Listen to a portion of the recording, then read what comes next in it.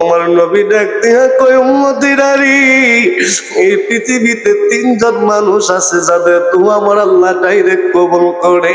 সাহাবী ডাক দিয়া কই নবী গো, এই তিনজন কারা? আমার নবী কই এক নাম্বার হলো দাওয়াতুল মাজলুম।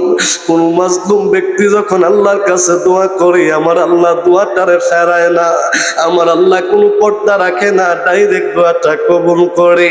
দ্বিতীয় নাম্বারে আমার নবী কয় দাওয়াতুল মুসাফির।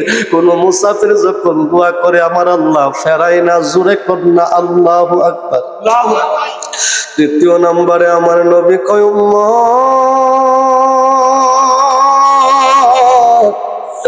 তৃতীয় নাম্বারে এমন একটা মানুষ পৃথিবীতে আছে,